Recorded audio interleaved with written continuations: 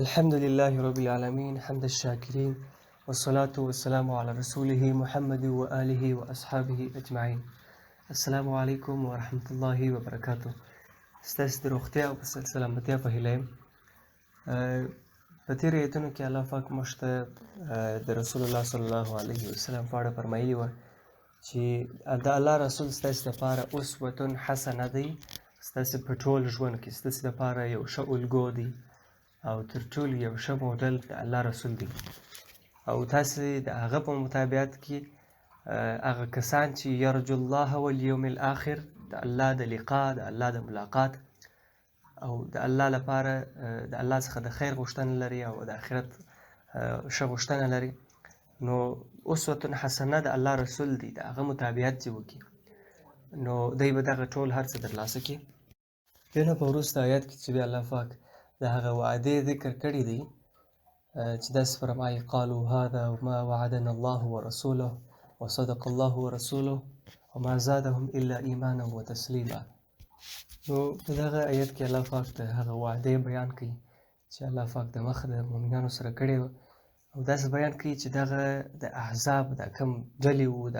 40,000 لښکر شاوخوا کې چې وو، دا چې کله مؤمنانو ولیدی نو بیا یې ویل ول دا هغه څه دي چې موږ سره الله پاک د مخه لا وعده کړې وه. د دې وعدې په اړه باندې الله پاک په سورة البقره 214 آیات کې داسې فرمایي أم حسبتم أن تدخلوا الجنة ولما يأتكم مثل الذين خلوا من قبلكم مستهم البأساء والضراء وزلزلوا حتى يقول الرسول والذين آمنوا معه متى نصر الله ألا إن نصر الله قريب. په دې آیات کې الله پاک داسې فرمایي ام حسبتم، آیا تاسو داسې ګمان کوئ ان تدخلوا چې داخل وسئ الجنة جنت ته ولما یأتکم او نه دي راغلي تاسو ته مثل الذین، یعنی دا مصائب او مشکلات نه دي راغلي پر تاسو، مثل الذین خلو من قبلکم، په مثال سره د هغو کسانو کوم چې ستاسو څخه د مخه وه، مستهم البأساء نو مسه کړل دوی، یا په اصطلاح یې راغلل پر دوی باندې البأساء ستونزې وضراء او همداسې هغه کړاوونه او زحمتونه،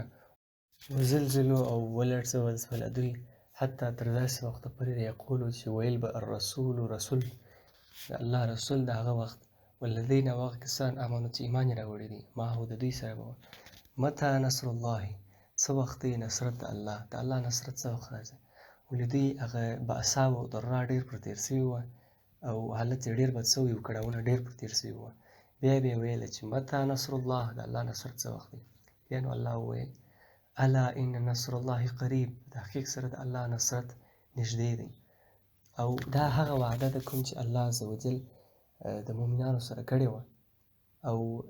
مؤمنانو چې کله د احزاب په جنګ کې د کامیابي ولیدله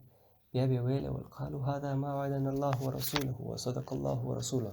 دا هغه څه چې کوم چې الله او د هغه رسول موږ سره وعده کړې وه د هغه، او په رښتیا سره الله او د هغه رسول رښتیا وویل، په خپله وعده کې صدیق او رښتینه شوله، او دغه د مؤمنانو هغه موقف و د دغه جنګ په اړه، مؤمنانو کامیابي ترلاسه کړله بې له دې چې کوم مشکل دوی ته پېښ شي، بې له دې چې کوم تاوان او خسارې د دوی د ډېر سي، نو بیا هغه متى نصر الله الا ان نصر الله قریب، په تحقیق سره تاسو واورئ چې د الله نصرت نږدې دی او د هغه وعده وه. راځئ د خیر سره اوس په د نوو آیاتونه کوم چې د 28 آیات څخه شروع کېږي هغه به شروع کړو د خیر سره. الله پاک په 28 آیات کې لکه څنګه چې موږ د سورة الاحزاب په شروع کې هم هغه کټګوریانې بیانې کړي وې چې کم موضوعات په سورة الاحزاب کې راځي، د هغو څخه یو موضوع د رسول الله صلی الله علیه وسلم د ازواج مطهرو یا د امهات المؤمنین په اړه. الله پاک د سورة الاحزاب په 28 آیات کې فرمایي یا ایها النبی قل لأزواجك وإن كنتن تردن الحياة الدنيا وزينتها فتعالين أمتعكن وأسرحكن سراحا جميلا. یا ایها النبی، ای د الله نبی، قل لأزواجك ووایه وخپلو میرمنو ته وخپلو بیبیګانو ته ان کنتن که چیرې دوی تردن الحیات الدنیا اراده لري ژوند د دې دنیا وزینتها او ښایست او هغه ښه والی د دې دنیا او همداسې د هغه متاع و خوند د دې دنیا فتعالینا نو راجسې دوی چې راسې تشریف دې راوړي امتعکنه تر څو هغه د متع طلاق درکم امتعکنه چې تاسې ته طلاق درکمه و اسرحکنه سراحا جمیله او تاسې په اصطلاح وایي آزاد کم اسرحکنه معنا تاسې ته په صراحت سره بې له کومه قید او کوم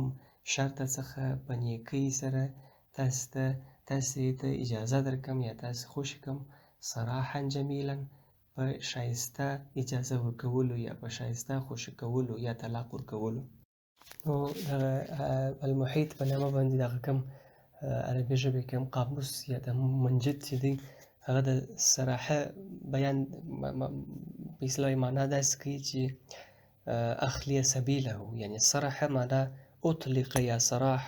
صراحه بعد سنوات من السجن هغه هم دغه د ازادۍ بیان ورکوي یا د لارې خالي کولو بیان ورکوي یا په سهولت سره یا په اسانۍ سره یا په ډېر ښه حالت سره یو چاته لار خالي کولو معنا ورکوي.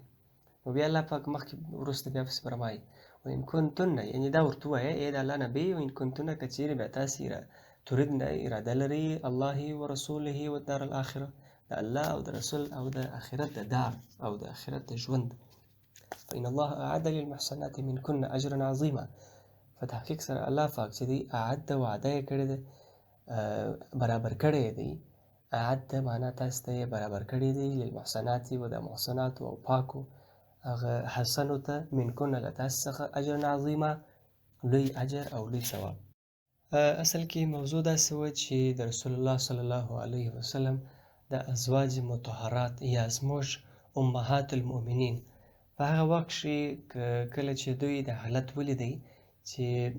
نور شاوخوا خلک یې ټوله داسې ښه ماړه دي او حالت یې ډېر سم دی هغه د دوی اقتصادي حالت و د ژوند اسباب و مشکلات و هر څه یې ډېر برابر دي په نسبت د امهات المؤمنین. نو د دې حالت خو چونچ په سیرت او په نورو مختلفو کیسو کتابو کې هم راغلی دي چې رسول الله صلی الله علیه وسلم په خپل ځان سره کم پیسې او شی نه ساتله هغه به یې دستي پر غریبانو ویشله او د ده ډېر وخت به ګزاره په پور وه په اصطلاح وایي یا به داسې و چې د ماخوستن شی به لا سخته خبره وه چې د یو کوي داسې. نو بیا د ازواج مطهرات د الله د رسول ته راولاړ شوله او د رسول الله صلی الله علیه وسلم ته یې ویل ای د الله نبي موږ ته یو څه په اصطلاح وایي د نفقې و د سامانو د دې شیانو د برابرولو لپاره یو څه په اصطلاح وایي نفقه وفرمایه موږ ته یو څه دغه حالت د سمولو لپاره دغه یو څه وکړه. بیا رسول الله صلی الله علیه وسلم باندې دا خبره ډېره سخته شوله حال دا چې بیا یې قسم وکړي چې زه به تر یوې میاشتې پورې څه سره خبرې نه کوم یوې بیبي کور ته به هم نه ورځم. نو بیا مسجد ته نږدې په یو کوچني کوټه کې بیا اوسېدی. بیا چې کله صحابه د دې خبره څخه خبر شوله خصوصا عمر رضی الله تعالی عنه او ابوبکر صدیق رضی الله تعالی عنه چې د دې دوې لوڼې هم وې ورسره عایشه رضی الله تعالی عنها او حفصه رضی الله تعالی عنها. نو بیا کله چې دوی دغه حالت ولیدی په دې باندې دوی غمګین شول او بیا رسول الله صلی الله علیه وسلم ته رالل او خپلې لوڼې یې هم په دې وبېرولې او خپلې خطا او هر څه یې ور وښوله په هغه موضوع یې وفهموله چې دا تاسې په خطا کې سوي یاست.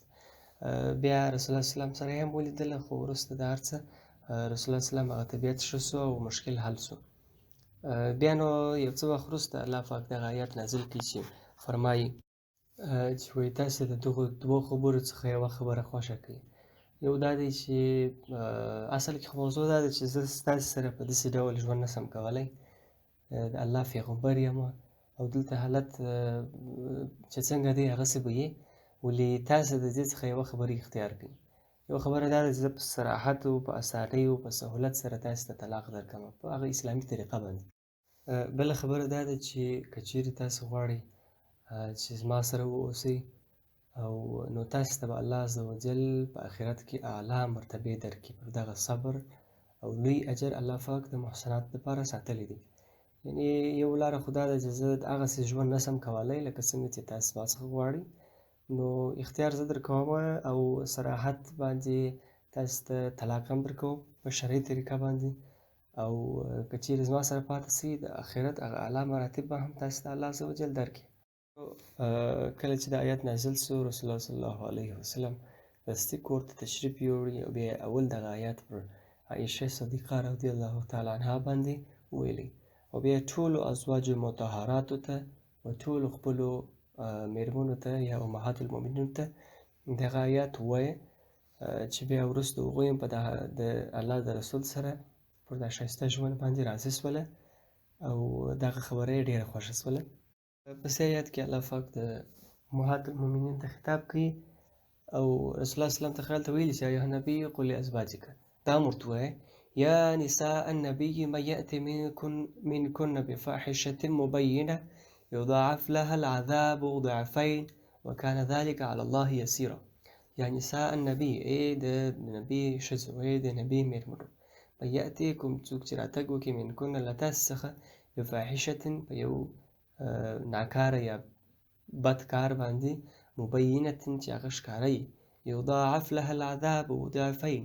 یضاعف په اصطلاح وایي 2 چنده به سي لها د هغې لپاره العذاب عذاب ضعفین 2 چنده، یضاعف معنا په اصطلاح وایي 2 چنده به کړي هغه عذاب لها العذاب ضعفین په 2 چنده کولو سره، وکان ذلک علی الله یسیرا، په تحقیق سره دا کار پر الله باندې اسانه دی. ګورئ په دې آیات کې الله پاک امهات المؤمنین ته فرمایي چې وایي که چیرې ستاسو څخه هم یو څوک فواحش ته نږدې سي او هغه مبین فواحش وکړي، هغه ته به بیخي د دې عذاب او ضعفین ورکول سي، ډبل. یعنې هېڅوک هغه د الله عز وجل د قانوني عنصر څخه مستثنا نسي کېدی، مکمل عدالت پکښې کېدی، حتی او ضعفین او کسان ته دي کوم چې هغوی ډېر اقرب و نږدې، یعنې که بالفرض تاسې کوم په اصطلاح بد اخلاقي یا کوم الله دې نه کوي د دغو څخه یو څه وکړله، نو الله پاک دغه د زوجیت و د الله د رسول الله سلام د میرمنیتوب کوم څه په پام کې نه نیسي، ولې الله پاک به د دغه عقوبت په اصطلاح وایي سره ضعفین به تاسو ته درکړي، 2 چنده به د نورو خلکو درکړي. یعنې هېڅ دا نشته چې زه د الله د رسول زوجه یم او دی نه دی، دا نه ده، او یا نورې خبرې. په اسلامي شریعت کې مکمل عدالت دی. بیا نو الله پاک دا هم فرمایي ومن یقنط منکن لله ورسوله. اوس نو هغه کسان چې هغوی بیا ښه کوي، ومن یقنط او کوم کسان چې هغوی اطاعت کوي منکن له تاسو څخه لله ورسوله، د الله او د هغه رسول، وتعمل صالحا او ښه کارونه کوي، نؤتها ورک به کول سي دې ته اجرها، اجر د دې هغه اجوره به ورکول سي مرتین 2 وارې. ګوري چې هغه عذاب او هغه عقاب ورکول کېدی او ضعفین، اجر به هم مرتین 2 وارې ورکول کېږي. واعتدنا او موږ برابر کړي تیار کړي مو دي لها د دغې یوې دپاره رزقا کریمه، رزق او روزي کریما زیاته یا عزتمنه په جنت کې. نو د بدۍ هغه عقاب او هغه جزا چې 2 چنده الله عز وجل ورکوله، همداسې د نیکۍ او د الله د رسول د اطاعت اجر هم مرتین ورکول کېږي او 2 چنده ورکول کېږي. نو بس زموږ د نن ورځې آیاتونو تفسیر او ترجمه پر همدې ځای پای ته رسېږي. الله دې موږ د الله د رسول او د الله پاک مطیع او فرمانبرداره وګرځوي، او الله دې موږ ته په دې دنیا او راتلونکې دنیا کې جنت راکړي. واخر دعوانا ان الحمد لله رب العالمين.